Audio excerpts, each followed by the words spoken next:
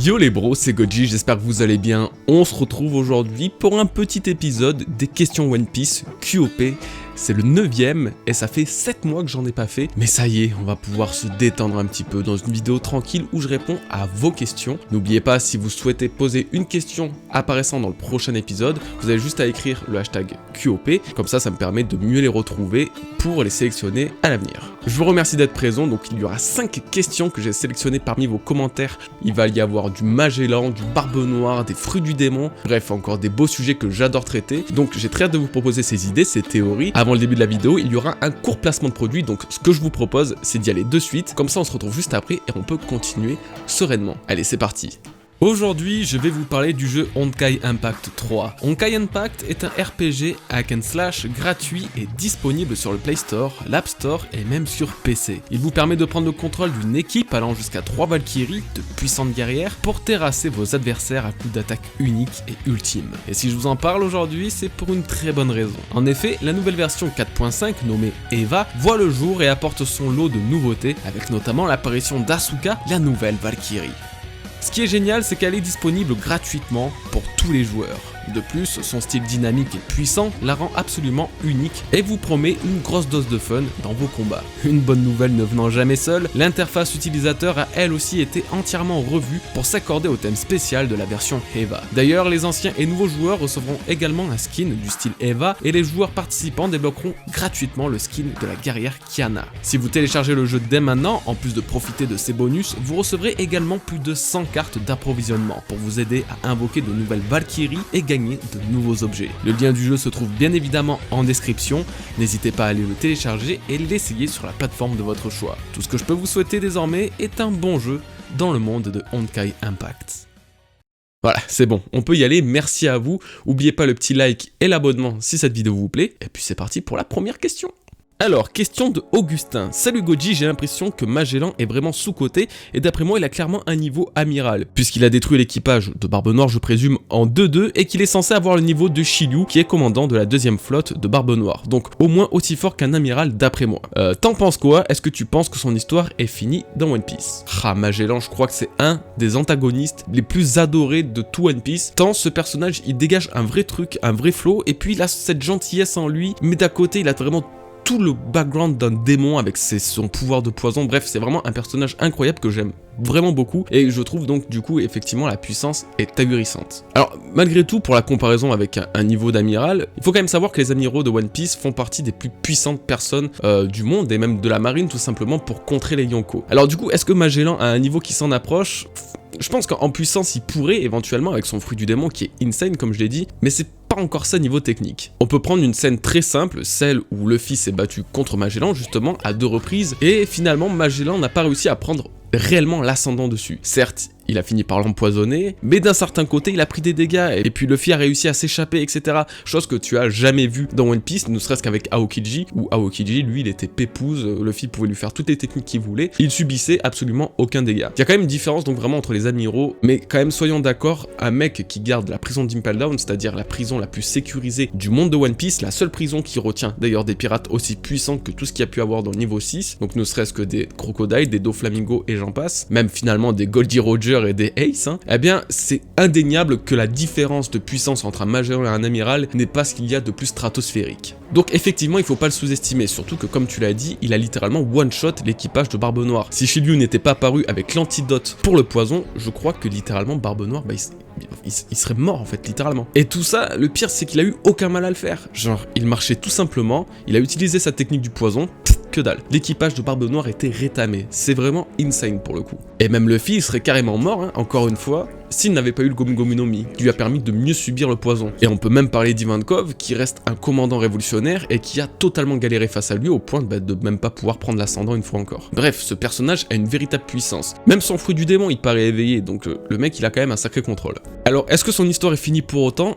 Eh ben non, parce que justement, l'histoire de Magellan a un traitement un petit peu plus particulier que les autres. On peut comprendre, après la guerre de Marineford, que durant la mutinerie d'Impel Down, Magellan a affronté une nouvelle fois Barbe Noire et les pirates qui se sont donc enfuis, et malheureusement à cette fois-ci il a perdu. Il a échoué, il voulait même se retirer la vie pour l'affront donc qui a été cette défaite pour lui. D'ailleurs on peut le voir en cover du chapitre 665, Magellan lui manque une aile et puis il a tout eu un côté de la face balafrée, justement dû aux événements de Impel Down qui lui a presque valu la vie. D'un côté on entend encore parler de lui au chapitre 906 quand Doflamingo s'adresse à lui en lui disant « Ah du coup il y a des assassins qui arrivent, tu me protèges Magellan, etc. » Donc ça prouve que le mec il est encore là, il a quand même son histoire, on le voit pas, on n'entend pas parler, mais il a encore tout un truc qui se construit autour de lui que Oda va sans doute exploiter à un moment ou l'autre. En tout cas, j'avoue que Magellan c'est un personnage insane, génial sur tous les points. Personnellement, j'ai vraiment très hâte de le revoir, donc j'espère avoir pu répondre à un minimum à ta question. Une question de Davaida. Salut Goji, j'apprécie beaucoup ton taf et la qualité que tu y mets. Merci beaucoup bro. J'en profite pour te poser ma question. Penses-tu que comme dans Pirates des Caraïbes, Oda pourrait mettre en place une arme qui annulerait les enchantements, genre tous les fruits du démon? Alors, en soi, c'est tout simple, ça existe avec le granit marin. C'est littéralement ce qui annule les effets du fruit du démon, donc en soi, t'as peut-être déjà ta réponse. Cependant, tu peux le voir peut-être d'une autre façon, dans le style, une arme qui détruit les fruits du démon ou qui retire carrément les pouvoirs. Et ça serait déjà plus intéressant. Est-ce qu'une arme qui détruit littéralement les fruits du démon peut exister? Eh ben là justement, on va reparler de Barbe Noire et de ses agissements depuis donc l'ellipse des 2 ans. Dans le chapitre 651, je sais plus exactement combien, Jinbei donc nous fait en gros un état des lieux de tout ce qui a pu se passer dans le Nouveau Monde depuis l'ellipse, donc depuis le moment où Luffy a posé son petit chapeau, et il nous explique un peu tout ce qui s'est passé. La marine qui s'est fragmentée avec Aokiji qui est parti, etc. Et t'as surtout un truc très important disant que Barbe Noire traque les utilisateurs de fruits du démon. Il les traque pour s'emparer de leur pouvoir. Et du coup, qui dit chasse des utilisateurs de fruits du démon pour récupérer leur pouvoir, dit tout simplement que Barbe Noire a un moyen pour récupérer les pouvoirs des fruits du démon. Et là du coup on peut rebondir sur un autre truc, c'est l'arc de Dressrosa. Alors durant l'arc de Dressrosa il y a eu plusieurs trucs, mais il y a eu également aussi la première entre guillemets apparition de l'équipage de Barbe Noire à travers Burgess, mais aussi de cette fameuse lubie qu'ils ont de vouloir chasser les fruits du démon. Vous le savez, sur Dressrosa il y avait le Mera Mera no Mi qui était donc le sujet d'une récompense au Colisée Corrida, et forcément un fruit de cette puissance il ne pouvait être que désiré par Barbe Noire et son équipage. C'est d'ailleurs pour ça que Burgess s'y est rendu. Bref, vous savez ce qui se passe par la suite, le Mera Mera no Mi est finalement bouffé par Sabo, et là on arrive au moment où Burgess, un peu fondu finalement dans le combat entre Luffy et Doflamingo, Burgess dévoile vraiment son intention de vouloir récupérer le Mera Mera no Mi. Il y a eu un petit combat avec Sabo, et il avait tendance à ressortir, pour un combattant au corps à corps, ce qui est assez étonnant, une espèce de dague de son dos pour tenter de tuer Sabo, et donc du coup récupérer le Mera Mera no Mi. Bref, tout ça pour dire, c'est que cette action est quand même relativement bizarre. Pourquoi un personnage combattant comme lui se met à sortir un couteau pour tenter de tuer Sabo? Ok, on peut dire c'est une tentative d'assassinat, d'accord? Ça reste quand même cependant assez bizarre. Rappelez-vous, Barbe Noire a tué Satch, donc pour récupérer le Yami Yami no Mi, également avec un couteau. Commence à faire beaucoup. Du coup, est-ce que cette arme serait pas à l'origine de la destruction du fruit du démon, ou du moins d'une façon de retirer le fruit du démon d'un corps? Remontons quand même tout ce qu'il y a dans le contexte. Barbe Noire est un homme qui a une grande connaissance des fruits du démon, c'est le seul au monde à avoir pu en assimiler 2, et d'un côté, tout son équipage se met à traquer des utilisateurs de fruits du démon, en sachant que pour l'instant, nous on connaît rien, on sait pas réellement comment ils réapparaissent, etc. Et d'un coup, ils se mettent à pouvoir réellement récupérer tout leur pouvoir sans problème. Et t'as cet élément du couteau qui revient tout le temps. Burgess a quand même tenté de l'utiliser 2 fois, face à Luffy et face à Sabo, toujours pour récupérer soit le Gomu Gomu no Mi, soit le Mera Mera no Mi. Donc il y a vraiment un truc avec ça. Soit c'est peut-être rien et puis on fabule, soit Barbe Noire a compris un truc au sujet des fruits du démon, il a totalement cerné le sujet de leurs secrets, etc. Et cette arme, qui vient d'Antsezu, qui est peut-être même imprégnée du pouvoir du Yami Yami no Mi, permettrait alors éventuellement de détruire et de récupérer les fruits du démon. Est-ce qu'Oda, dans toute son histoire, ne va pas créer une sorte d'happening concernant les fruits du démon? Moi j'ai toujours tendance à voir un truc, c'est qu'à la fin de One Piece, tous les fruits du démon disparaissent. C'est-à-dire qu'il y a peut-être une arme antique ou que sais-je encore, qui permet d'annuler les fruits du démon, et que ce soit Luffy ou Barbe Noire, ils vont devoir se battre avec leur puissance brute, sans aucun artifice derrière, sans transformation en Gear 42. À la fin, tout ce qui resterait serait un combat limite de haki. Et quand on sait que le haki signifie volonté, finalement ce serait pas une belle métaphore que tout se finisse par un combat de volonté, comme tout ce qu'il y a eu depuis le début de One Piece. En tout cas voilà, j'espère avoir un petit peu répondu à ta question, c'est un sujet qui est super passionnant, vraiment moi les fruits du démon, c'est vraiment un de mes sujets préférés de One Piece. Et puis on peut passer à la suite. Alors une question de Enzo, salut Goji, est-ce que tu penses que Sanji ou Zoro ou les deux mangeront un fruit du démon? Si oui, est-ce qu'ils pourraient rivaliser avec Luffy?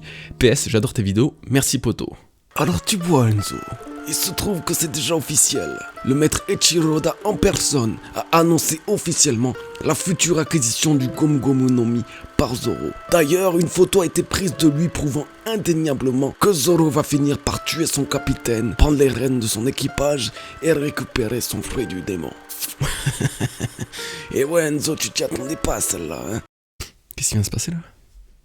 Alors, le sujet des Mugiwara qui mangent un fruit du démon, c'est un sujet hyper débattu, c'est un truc assez brûlant finalement, assez intéressant et c'est parfaitement normal. Cependant, même si j'aimerais, ça risque d'être un petit peu compliqué. Pas impossible, mais compliqué. Déjà, il faut se dire qu'un Mugiwara qui mange son fruit du démon dès maintenant mettra vraiment plusieurs mois, années avant de le contrôler parfaitement. C'est-à-dire qu'on a pu le voir avec Luffy, il lui a fallu des années pour le contrôler son Gomu Gomu no Mi comme il fait actuellement, de l'entraînement, etc. Bref, c'est quelque chose qui ne se maîtrise pas en 2-2. Pareil pour Chopper d'ailleurs, il lui a fallu plusieurs années avant de développer de nouvelles formes, etc. C'est la même pour Nico Robin, en soi, je pense qu'on est d'accord. Alors que d'un côté, ils ont besoin de toute leur puissance dès maintenant. Là, ils sont en train de se battre contre des Yonko, ils vont arriver vers la marine, des trucs vraiment insane, où ça va être des personnages qui contrôlent déjà leur pouvoir à la perfection depuis belle lurette. Et j'avoue que là, je pense que c'est un petit peu peut-être trop tard pour manger un fruit du démon maintenant. Là, actuellement, ils ont besoin de toute leur puissance dès maintenant. Il faut qu'ils soient à leur maximum, pas qu'ils commencent à utiliser des pouvoirs dont ils n'ont pas encore vraiment trop contrôle dessus. Surtout que du coup, concernant Zoro et Sanji, ils ont déjà des atouts pour augmenter leur puissance. Zoro, lui, on sait très bien comment ça marche, il a ses sabres. C'est vraiment ce qui lui confère un pouvoir un petit peu encore mystérieux, on sait pas trop comment ni pourquoi, mais ne serait-ce que pour le Elna, par exemple, qui lui permet d'utiliser l'intégralité de son acquis, et de le surexploiter même, sans vraiment que lui le veuille. Donc on peut vraiment correspondre ça à un power-up. Et d'ailleurs, plus l'histoire va avancer, plus ces sabres vont gagner donc du coup en grade, ils vont gagner en puissance, etc. Donc c'est vraiment un aspect des pouvoirs de Zoro qui évolue avec le temps. Donc il stagne pas. Et d'un côté, pour Sanji, tu as l'arrêt de suite. L'arrêt de suite qui lui apporte donc potentiel défensif incroyable, potentiel offensif et mobile insane aussi. Je veux dire, c'est vraiment des choses qui correspondent à littéralement tout ce qu'on peut qualifier de power-up. Donc, est-ce que vraiment, actuellement, ils ont besoin d'un fruit du démon? Là, je vous pose cette question à vous dès maintenant, répondez à travers votre écran. Est-ce que Zoro ou Sanji ont littéralement besoin d'un fruit du démon dès maintenant, pour augmenter leur puissance? Ok, toi t'as dit oui. Bon, on est d'accord, c'est à peu près mitigé. Donc on va faire du cas par cas. Alors Zoro, c'est un sabreur. Jusqu'à présent, c'est pas un combattant littéralement au corps à corps qui utilise ses poings, etc. Donc je trouve qu'il n'y a pas un réel intérêt pour un sabreur d'avoir un fruit. Chez lui on a un, effectivement, mais ça reste le fruit de l'invisibilité. Chose qui est quand même relativement déshonorable pour un sabreur. Est-ce que vous imaginez dès maintenant Zoro affronter Mihawk avec un fruit de l'invisibilité? Ouais, non, on est d'accord, ok. Et justement, en parlant de Mihawk, il ne possède lui-même pas de fruit du démon, du moins apparemment. À partir du moment où le plus grand épéiste du monde ne possède pas de fruit du démon et que Zoro veut le vaincre de ses propres capacités de sabreur, j'avoue que je vois pas trop l'intérêt pour Zoro d'avoir un fruit du démon, alors que vraiment tout se base autour du combat pur d'un épéiste face à un épéiste, vous voyez. C'est presque comme si tu disais d'un combat de samouraï de l'époque, au Japon, ok, alors toi t'as un samouraï qui a un bazooka, l'autre qui a un katana, battez-vous, c'est un duel totalement honorable, allez-y. Jamais t'aurais vu ça, quoi. Le mec, il a carrément Ashura en lui, c'est un démon, pourquoi il s'emmerderait avec un autre fruit du démon? C'est vraiment quelque chose qui, pour le coup, n'est pas ce qu'il y a de plus utile. Sanji, également, a un rapport très fort avec la mer, ne serait-ce que par la découverte d'All Blue, qui correspond à tout son rêve. Est-ce que ça serait pas un peu triste pour un personnage comme lui, qui, justement, cherche une mer légendaire, mange un fruit du démon qui soit maudit par cette propre mer? Ça serait vraiment dommage. C'est presque comme si Luffy il allait sur l'Aftel, mais qu'il n'allait pas découvrir One Piece. Genre... Oui, il est là, mais tu peux pas savoir ce que c'est, tu ne seras jamais roi des pirates, t'as juste fait que venir sur cette île, c'est tout. Cependant, même si Sanji, il y a ce truc, ce lien avec All Blue et tout, il y a quand même un petit truc qui peut faire penser que parmi les Mugiwara, ça peut être l'un des éléments les plus probables à ce qu'il mange un fruit du démon. Parce que déjà, tout simplement, Sanji était déjà prêt à manger un fruit du démon à l'époque. Oui, il voulait manger le fruit de l'invisibilité, d'ailleurs mangé par Shiryu. Donc, le mec, il est pas totalement contre l'idée de justement être maudit par la mer. Bon, de toute façon, lui et Sanji et sa détermination et sa volonté pour son rêve, c'est un peu n'importe quoi. Mais voilà, le mec, il était prêt donc à sacrifier un de ses rêves éventuels pour donc obtenir les pouvoirs d'un fruit du démon. Pourquoi ce sujet ne reviendrait-il pas par la suite? Ensuite, Sanji, il a quand même pas mal de choses et d'atouts liés au fruit du démon. Ne serait-ce que déjà, par la petite spirale de son sourcil, la génération du feu, donc qui se retrouve parfaitement dans le Mera Mera no Mi, et sa génétique auprès de ses frères et sœurs qui ont chacun un pouvoir qui ressort littéralement d'un fruit du démon. Et tout ça ne vient évidemment pas de nulle part puisque Jajimin Smoke lui-même a travaillé avec Vegapunk, lui-même qui connaît tous les trucs sur les fruits du démon. Donc effectivement, Sanji, en plus du fait qu'il connaisse l'encyclopédie du fruit du démon et tout, a un truc qui fait qu'il est lié à ces objets. Mais voilà, on arrive toujours à un problème, actuellement, sa raid suite lui permet d'avoir les pouvoirs du fruit du démon en fait en question. Sa raid suite lui permet de se camoufler, de devenir invisible, et c'est exactement tout ce qu'il a toujours voulu avec son fruit du démon. Donc il a vraiment un pouvoir qu'il aurait voulu, sans les contreparties de tout ce qui est justement être maudit par les mers, etc. Donc je me demande si Oda, au fur et à mesure d'histoire, ne cherche pas à ajouter des pouvoirs semblables au fruit du démon aux Mugiwara, mais sans leur en faire manger. Regardez juste Nami, elle contrôle carrément le climat, la meuf. Ça serait totalement sujet d'un fruit du démon, et pourtant, pas que dalle. Et justement, si on parle un petit peu des autres Mugiwara, t'as Franky, il voulait alors lui pas du tout devenir une enclume, bien que ce soit déjà un cyborg, lol. Il voulait pas du tout devenir une enclume, puisque justement, quand Luffy lui avait demandé à ce qu'il mange le Mera no Mi sur Dressrosa, il lui a dit non, par contre, je veux bien t'aider, mais je vais pas le manger. Nami, ouais, ok, il y a un truc avec Nami, avec le fruit de la neige, le. Yoki no Mi, je crois. Je sais plus exactement, je suis désolé. Bref, il y avait toute une très bonne théorie autour de Nami, comme quoi elle pourrait manger le fruit de la neige. Je vais pas vous la refaire non plus en entièreté, mais éventuellement un truc lié justement au climat pour Nami, pour encore renforcer son pouvoir. Jinbei, du coup, il y a pas vraiment intérêt, puisque c'est un homme poisson. Usopp, du coup, ça pourrait être intéressant pour lui apporter des pouvoirs liés à ses capacités de sniper, donc là encore, ok, même si absolument rien ne le laisse sous-entendre qu'il mange un fruit du démon. Et sinon, tous les autres, on a vu ça avec Zoro et Sanji. Je trouve que ça reste relativement compliqué, même si Sanji est effectivement l'un des candidats les plus probables. Et bien sûr, pour terminer sur ta question, même si par tous les dieux, ils mangent chacun un fruit du démon, jamais, au grand jamais, Zoro ou Sanji ne seront supérieurs à Luffy. Ne pensez pas un seul instant qu'un membre de l'équipage des Mugiwara puisse être plus fort que lui. Ça a vraiment littéralement aucun sens. Et vraiment, si Oda fait ça, je suis désolé, mais ça aurait pas de sens, pour le coup. Tu vas pas dire qu'un Riley est plus fort que Goldie Roger, c'est... ou King plus fort que Kaido, ou Katakuri plus fort que Big Mom. Ça paraît dérisoire. Bref, dans tous les cas, ces combattants, que ce soit Zoro ou Sanji, sans fruit du démon, c'est aussi ce qui fait leur charme au final. Ces mecs qui rivalisent avec des possesseurs de ce pouvoir, qui les rendent la plupart du temps overcheatés, et pourtant, juste avec la seule force de leurs bras, de leurs pieds ou quoi que ce soit, parviennent à les combattre. Et je trouve que c'est vraiment la chose qu'il faut peut-être garder pour pas que tout l'équipage soit dans un truc de fruit du démon, alors que justement, t'as un barbe noire qui veut faire un équipage entier de fruit du démon. Voilà. Bref, en tout cas, voilà, j'espère avoir répondu à ta question, bro, et merci à toi.